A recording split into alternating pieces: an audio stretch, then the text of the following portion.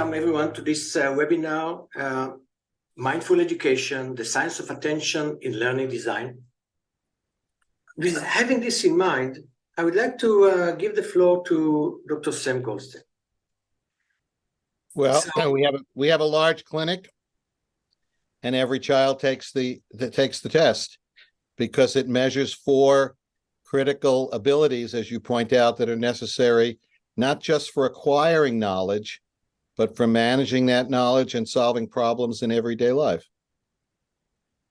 So as I listened to Yaki, an interesting analogy came to mind. And I think, Yaki, if I'm remembering correctly, I have 8 minutes. So I'm starting my timer, and I'll keep track of my 8 minutes. But think about a computer. A computer contains knowledge in the form of programs, information that can do things for you. But for that information to take hold, to work in the real world, one requires an operating system. And in a sense, what Yaki is discussing is what neuropsychologists like myself look at every day, the operating system of the brain, the abilities that a child or an adult brings to a learning situation, to a social situation, to any activity or interaction in everyday life. And we use those abilities to then manage that knowledge to solve problems in everyday life, which is, in fact, what intelligence is all about. Intelligence is not about how much you know, but how efficiently and how effectively you manage that knowledge. So what Yaki is speaking to is not just an appreciation of, oh, we have a brain and that brain can learn, but an appreciation of the specific abilities that we bring into play to acquire knowledge and then to manage and demonstrate that knowledge. And in this brief talk, I'm focusing on social emotional learning. And in fact, social emotional learning is a body of knowledge that we want children to acquire, to more effectively manage not just their emotions, but their interactions with others. Social emotional learning is associated with sound mental health, perhaps. And we now appreciate that it's not something that children will acquire in an incidental way. We always thought that it was reading, writing, and arithmetic that we needed to focus on in school. And these other capacities, learning to deal with the world and others, was something that we acquire simply by osmosis. We simply acquire it by doing. And now we know that that's one way to do it, but a more efficient way to do it is to teach it and to provide children with opportunities to demonstrate it. And SEL has become almost a buzzword. And sometimes when that happens, words like resilience and intelligence and SEL sort of lose their meaning. So there's just a quick overview.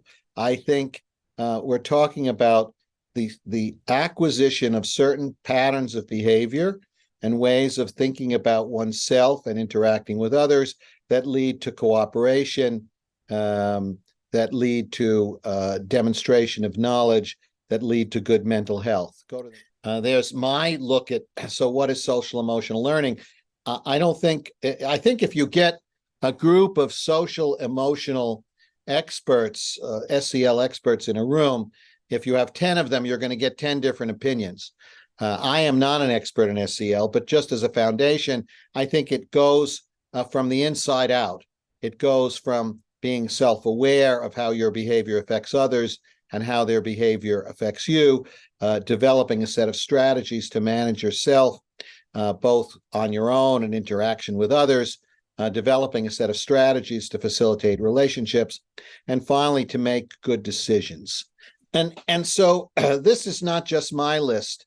I took the opportunity of asking ChatGPT to tell me the 7 or 8 critical abilities or skills that might be needed for SEL.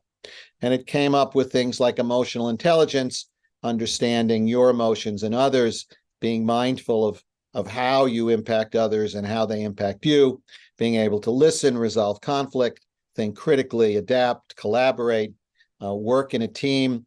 All of these are essential, but keep in mind that all of these require an operating system, that all of these reflect acquired knowledge, how to do things. But if you don't have an operating system, if you know what to do, but have a difficult time doing what you know, then all that knowledge does little good.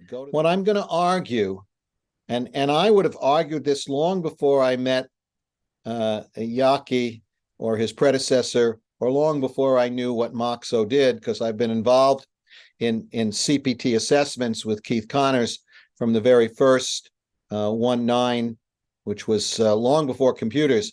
It was a wheel that would turn, and people would push a button when they saw the 9 followed by the 1.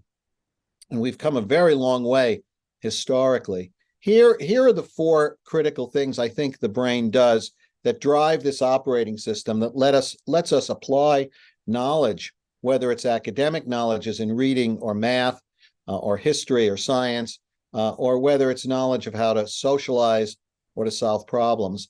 These for me are 4 key components, very consistent with Luria's view of planning, attention, sequencing, and simultaneous or critical thinking. These 4, I think, are maybe not the only components, but key components. The ability, it's not paying attention as in, quote, ADHD.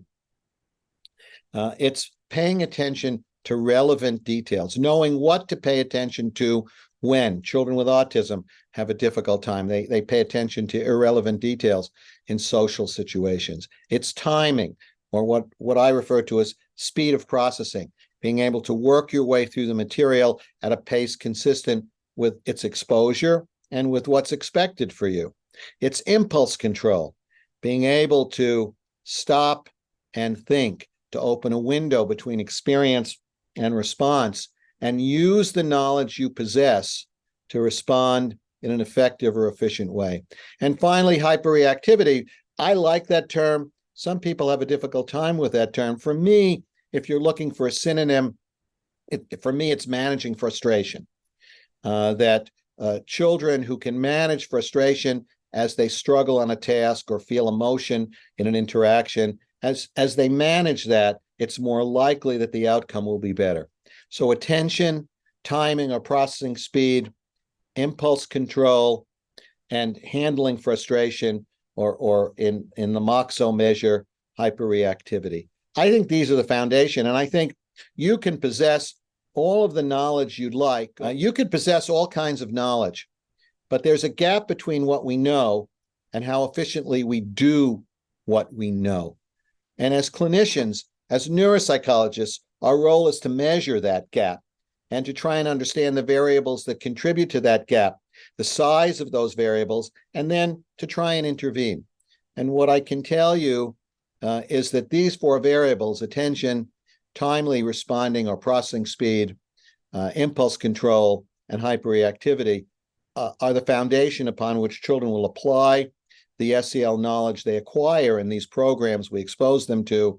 Those 4 components will be essential in explaining how well or how poorly they then implement what they know in the real world. So yes, I'm a fan of Moxo. Do you need the technology to answer questions about a child's attention or processing speed or impulse control or frustration tolerance? No. We clinicians do it every day in our assessment. I evaluate a few hundred children per year here at the clinic, and our clinic evaluates 800 or 900 kids a year in total. I can sit with a child and I can measure, to some extent, based on my clinical experience, I can offer some observations. What does a test like the Moxo provide? As Yaki pointed out, it provides a sound, reasoned, and reasonable statistical analysis that tells you, not just in a qualitative way, but in a quantitative way, where this child is in these 4 critical components. And I think before we ever begin teaching, we need to know those so that we don't create unrealistic expectations for children. If you put your phone up against that little QR code there, it'll take you to my website. There's all kinds of resources, webinars, other PowerPoints, etc. And there's my social media. So thank you, Yaki.